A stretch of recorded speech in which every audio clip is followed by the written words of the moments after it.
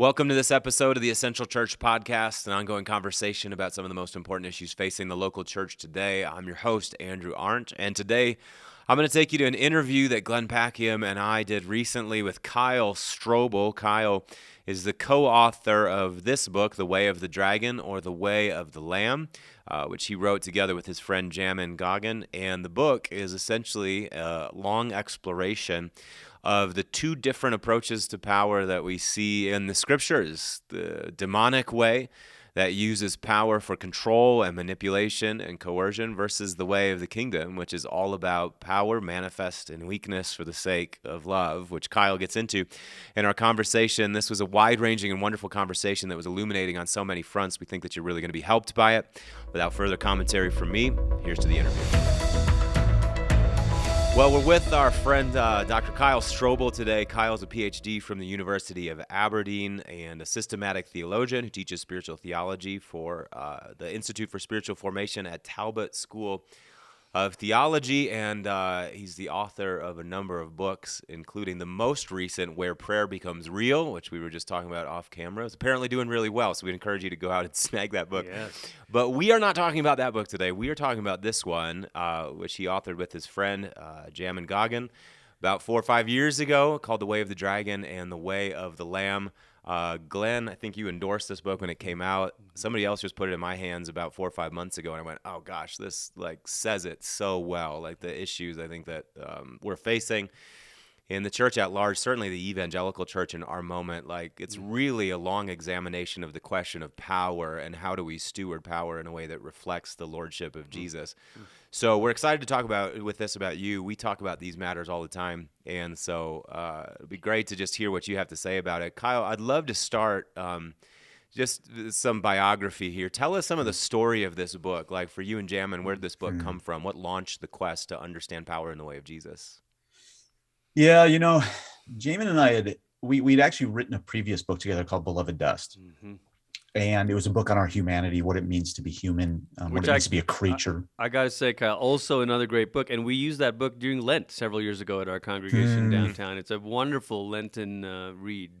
Oh, thanks so much, man. Yeah, it's one of those projects that really forced us to grapple with some things in the teachings of Jesus that we had known our whole life, but kind of came to realize as Bible students that we weren't fully sure that we believed, or that we even knew what it meant, and you affirm them because Jesus said that, so it's got to be true.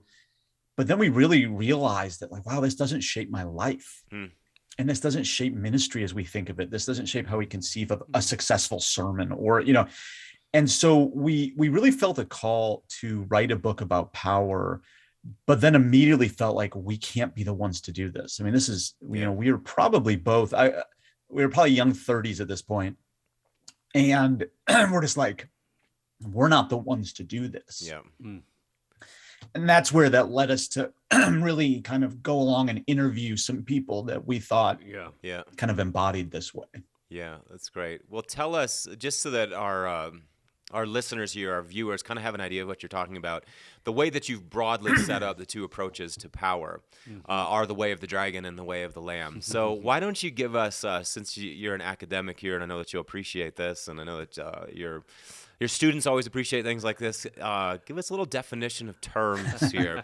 When you say way of the dragon versus the way of the lamb, why don't you characterize those, profile those for us so that we've got some directions to run with in our conversation? Yeah, well, one of the ways we do it in kind of two big ways. So one way would be with James 3, which talks about the way from above versus the way from below. The way from above is the way of Jesus, which is the way of the Lamb. The way from below in James 3 is the way of the world, the flesh, and the devil. Now, that obviously ratchets things up a little bit once you throw the devil on the end of that. But it turns out that there's a power system that are assumed by the world, the flesh, and the devil. And you see this in the teachings of Jesus when Jesus calls Peter Satan to his face, because explicitly he is setting his mind on the things of man. The things of man and things of Satan are united there. The other way we talk about it, that's probably a little simpler, is simply that the way of the dragon is the way of power and strength for the sake of control and often domination. That's it. And the way from the Lamb is the way of power in weakness for the sake of love. Mm. And the key there that I think a lot of people miss, because I think there's two errors that get made here right away.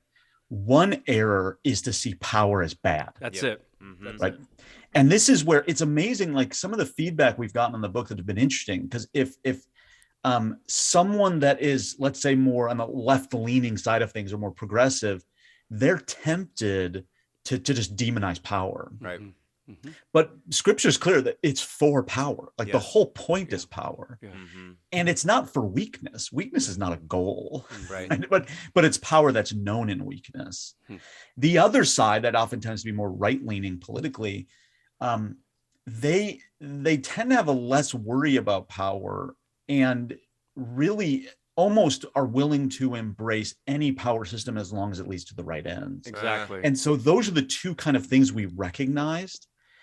And it's easier for me to see, I think, the right-leaning side. Right. This because my background.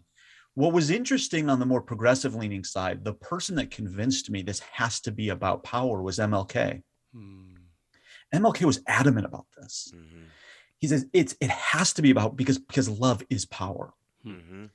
And that's what I think could be so easy to forget is many of us just accept the world's definition of power and think Jesus is doing something else, whereas Jesus is redefining power entirely and is calling us to faith. I want to lean into both of those errors, Kyle, because I think there's layers to that application. Okay, so let's take that first error where power itself is demonized or power is bad. That you said maybe that's the mistake on the left or whatever, but let's also say it's the mistake of youth. The pastor's favorite person in their congregation is the first-year seminary student, right? Who maybe hasn't led anything yet, but has read enough and is active on Twitter and is all about speaking truth to power. Yeah. But it's easy to speak the truth to power when you've never actually held any power. And so you imagine that your role is just to sort of do these takedowns. Talk to us about the right use of power. Why does power actually matter? Yeah, well, power, I mean, this is what this project led us into something that I think was so interesting because I when we started it, I knew this was a major issue. But we started this before Driscoll and the debacle. I mean, so we started this well before it became obvious it was such an issue. And I've become convinced it is the issue because power influences everything. Your devotional life is entirely fueled by your vision of power. What you think the church is, what you think worship's about, how you engage in politics, how you don't engage in politics, right? All of it presupposes your view of power. And so this is where we started just sitting with what is Jesus saying? And I think a lot of times we miss because people are very open and ready to talk about the kingdom. Willard was the first person that helped me see the kingdom is entirely about power. Yeah. And once you recognize that, and even, who's the person that Jesus says is the greatest faith, bigger than anyone in Israel, it's the person that kind of looks at Jesus and says, I know what you're up to. Right. I too have authority, right? Yes, I too have power. Yeah. And so it's this issue, I think, is the most important issue that the church refuses to talk about. And it's interesting to see how difficult it is to get people to really wrestle with power. Yeah, no kidding. And I'm worried that Satan is actually muddying the waters right now, trying to make this an impossible discussion to have. And I think some of the kerfuffle about CRT is actually more of a demonic smokescreen. So we don't actually have a conversation about what power is. Can you expand on that, Kyle, just a little bit? I'm so intrigued by what you're saying here, and I'm kind of stuck on a comment that you made earlier about the left-leaning approach to power, where there's sort of almost a denial that power exists, because I think that you could be misunderstood in this. When you talk about like power manifest in weakness for the sake of love, could seem like what we're talking about here is just the abandonment of power altogether, but actually, if we talk about power in the wrong way, where we say, well, no, let's just abandon power altogether, what that actually does is it masks more insidious forms of power. That's right. Right? So Totally. I think you're exactly right that really everything is about power, and so you have to talk about it in the right way. So I would just love it if you would expand on that, like what you're talking about, like this conversation that we're having in society, for instance, is all about power, but the waters are getting really muddied. Tell us more about where you're seeing that. Well, among the folks that I would say are more right-leaning, they look at the CRT discussion, the critical race theory, as all about power. And so what's happened has been, as I've seen, is that if you're talking about power, immediately you're kind of cast in a certain light as dangerous. I actually was, there was a group of former elders who read this book and wanted to meet with me, and I met with them, and it was so fascinating because they kept on trying to put me in political categories. And I'm like, I don't fit in those categories. I'm using kingdom categories. And they kept trying to put me in those categories to not have to deal with what I was saying. Whereas when I've engaged, and I've been really encouraged, one of the things that was funny when the book came out that surprised me was how, and I think evangelicalism is a big tent sort of movement. Sure. I think you have right, left, all sorts of things on it. I don't think anyone owns it. I was really encouraged about how people across the spectrum were actually endorsing the book, saying, yes, this is what we need to talk about. And I actually think the difference between evangelicalism and, say, fundamentalism is that we actually do agree on this. We just don't talk about it. And it's gone ignored. And therefore it has become kind of insidious, because it means some of us have kind of befallen to worldly power. Others of us have just rejected power entirely. And because of that, again, insidious forms of power have kind of seeped in. But it has been interesting how folks on the right want to just demonize the conversation and not have it. Sure. Yeah. My friends on the left have critiqued the book by saying, you still think this is about power, and that's why you're not quite there yet. And that's where we've allowed kind of secular, I don't love that term, but secular categories to kind of govern our thinking rather than kingdom categories. Yeah. Whereas I think Jesus is doing in his kingdom imagery, part of what he's doing is he's trying to show us there's an entirely different economy that my kingdom functions in, and it is powerful. It might not look powerful, and it might not feel powerful. And this is why it actually takes faith to believe it. This is going to be an oversimplification, Kyle, but sometimes the caricatures can bring things into sharp relief or clarity here. Sure. So it sounds like one error is to say leadership is bad. Like we don't need. Totally. So people who are nervous about power, okay, we really don't want a singular head. Let's diffuse everything by committee. And again, that there's a right approach. There's a right sort of instinct in that, right? Shared accountability, blah, blah, blah. But so if the one mistake is leadership is bad, maybe on the other mistake is leadership is everything. Right. And as long as we reach the goal, it doesn't matter how we're getting there. So I want to pivot a little bit. And sometimes I think as pastors or church leaders, even that word, it connotes action and activity. We're accomplishing something. We are so easily caught up in doing God's work that we stop to ask if this is God's way. So what is the way of the Lamb? How do we do God's work that looks like Jesus himself? Yeah, totally. Well, and this is where the way of weakness comes in. If you assume a vision of worldly power, then suddenly Jesus is not going to make a lot of sense. If you discover yourself in the wilderness, as God's people often do, that's not going to make a lot of sense. If you are called into your weaknesses, I mean, even the way we often talk about spiritual gifts, this is a good kind of expression of this, I think. A lot of the spiritual gift conversation that came out of the late 80s, early 90s was about actualizing strength. In a letter that Paul's writing explicitly against that. This is to the Corinthian church, right? Yeah, right. That's true.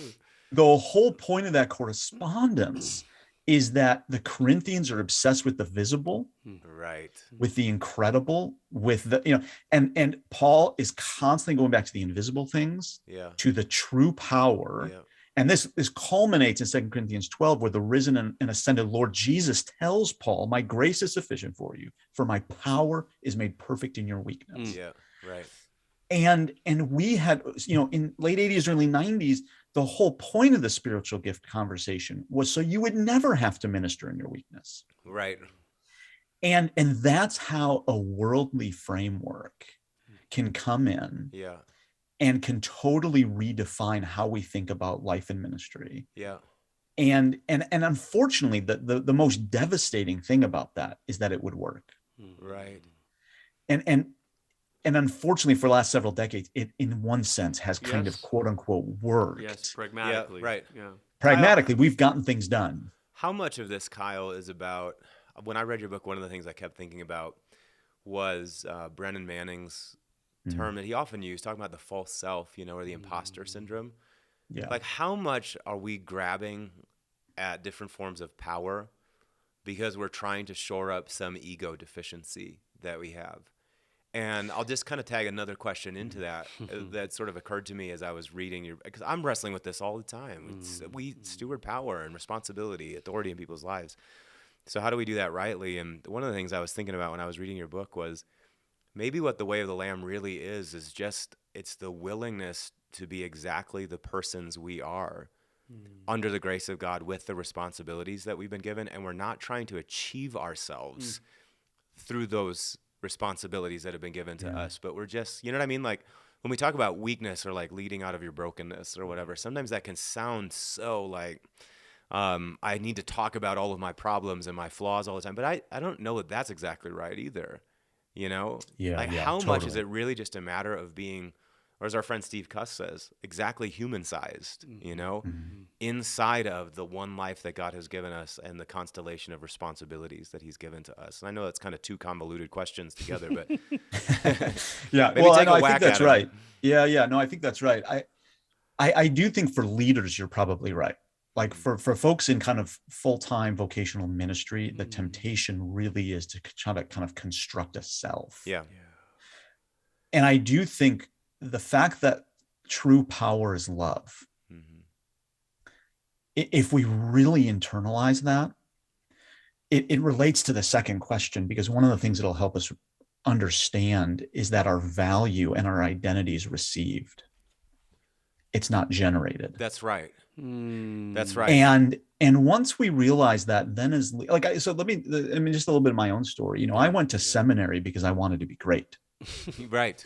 Not because I wanted to be faithful. Right. And sort of that was probably in there stuff, but I wanted to be great. And I remember realizing that God has called me to this, but it's a tiny little thing. And there's much bigger things in the kingdom.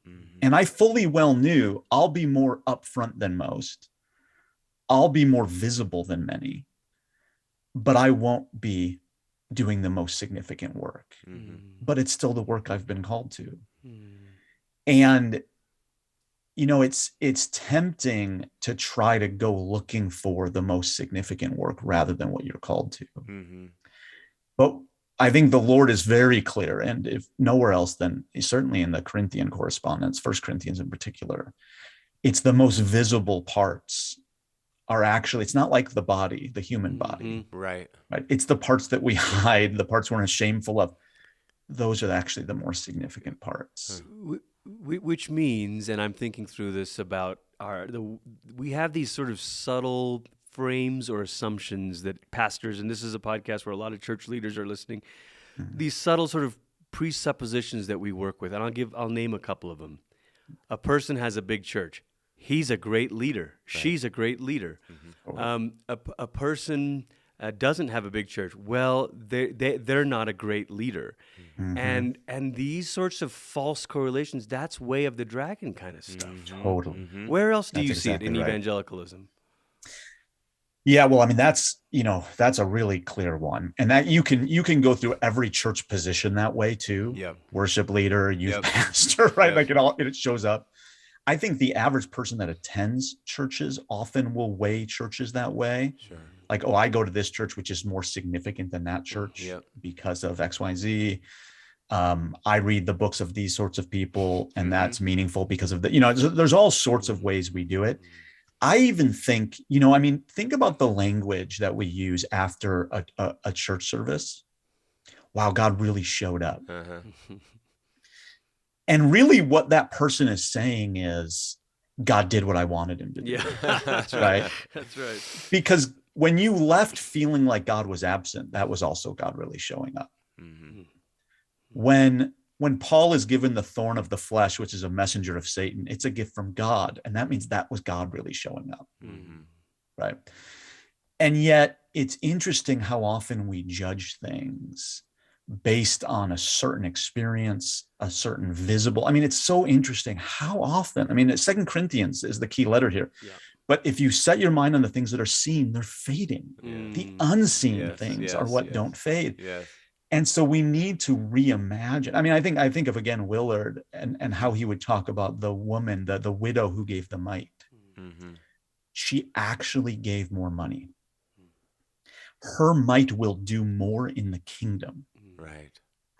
Because it was done in faith, and therefore it was done according to the true economy of reality. Yeah.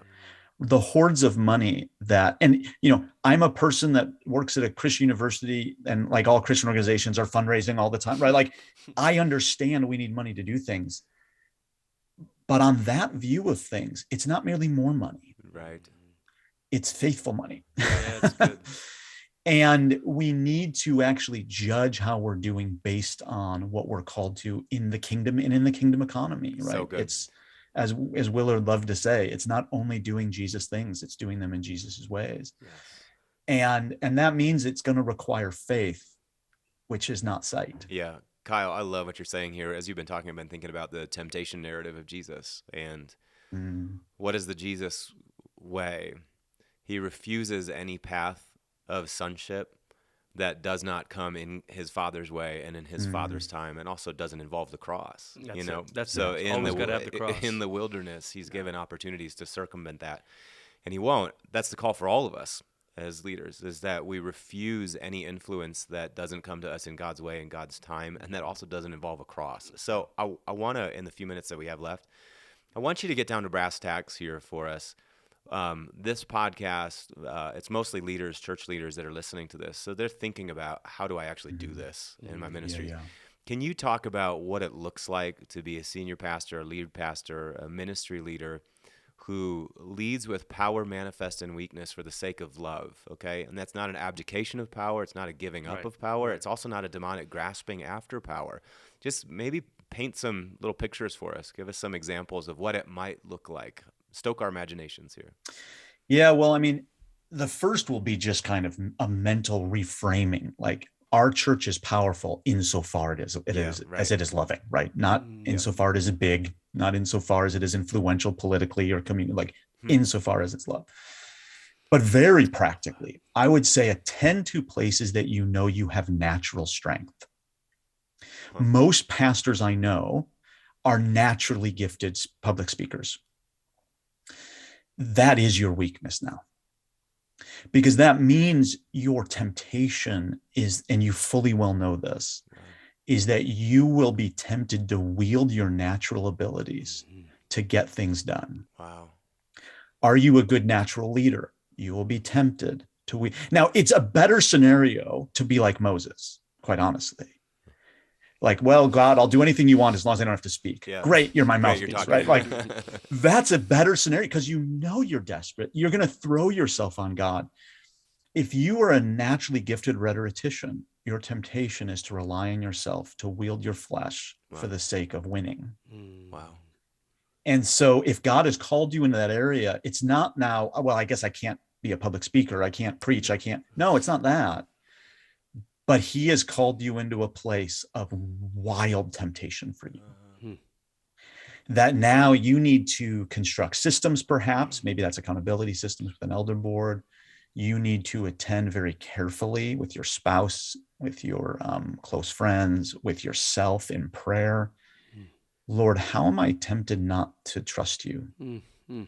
And I would say the question that pastors need to be wrestling with today more than ever is, how am I tempted not to have faith? I think by and large, the American evangelical church, and again, that's very generic, but I think what we're realizing is that in the last several decades, we have thought the goal was not having to have faith. Wow. If I just have enough money, if we just have enough power, if we just have the buildings, then what? Then I won't have to have faith. What would it look like to actually believe that faith, hope, and love are the goal of these things? And that I need to call people into and myself live in an invisible kingdom that actually is reality. So good. Sorry, I was maybe we'll edit this out or whatever, but while you were talking, I couldn't help. One of my favorite parts of the book was when you were talking with Dallas Willard, and thank you for saying that, by the way. That's a new thought that has occurred to me now. Yes. That the greatest temptation is actually the place where you're most naturally gifted. And to pay attention to that, to sort of understand there's temptations that are going to come with it. I think that's a really good insight, Kyle. Yeah, it is. Well, I'm sorry, I'm gonna add this one thing in it, that when you were talking to Dallas Willard, and he said that when the pastor leads and speaks, where he needs to be standing is no power except what comes through the presence of God with him. The willingness to kind of stand vulnerably amid the congregation, not trying to accomplish something or manipulate people into an outcome, but unfurling in front of them the revelation of God and God's name and God's goodness, and letting the chips fall where they may. I feel like that's largely what you're getting at here. Totally. Well, and this is where you can see a little bit how the Where Prayer Becomes Real project relates to this one. Where for the pastor, prayer needs to be the place where they're wrestling honestly with God about, Lord, I just gave a sermon and that was entirely me. That was me trying to impress people. That was me trying to construct something and get things happening. That was, Lord, have mercy on me here. That like prayer needs to be a place where we're actually coming to see the truth more deeply and more profoundly. So good. Kyle, thanks so much for being with us today. The book is The Way of the Dragon and The Way of the Lamb. We hope you all will grab it. An excellent exploration of power in the kingdom of God. We're grateful to have you with us, man. Thanks so much.